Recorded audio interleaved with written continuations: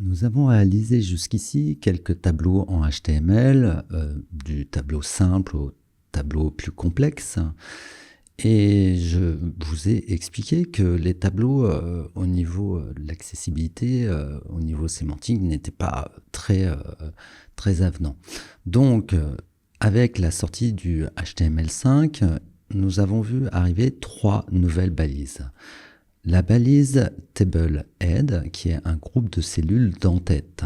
Donc, la balise TableHead pour un groupe de cellules d'entête. Et ils ont aussi élaboré 2 autres balises, qui est la balise T-Body pour le corps du tableau, donc ce sont les cellules, les groupes de cellules de corps de tableau, donc T-Body.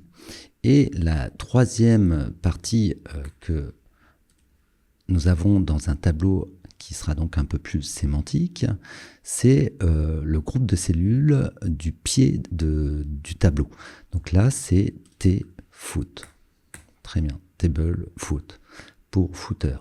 Si vous remarquez, j'ai saisi ces 3 balises dans un certain ordre, puisque tout simplement, il faut l'écrire de la sorte, c'est-à-dire TableHead, puis après on spécifie le pied du tableau, donc l'entête du tableau, puis le pied du tableau, puis le corpus du tableau.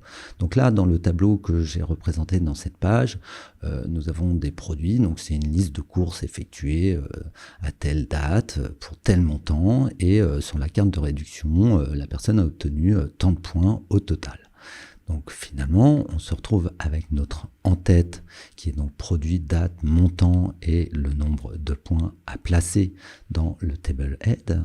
Puis nous avons le pied de page qui est donc le total à regrouper, le pied du tableau, excusez-moi, à regrouper ici dans la balise T-Foot.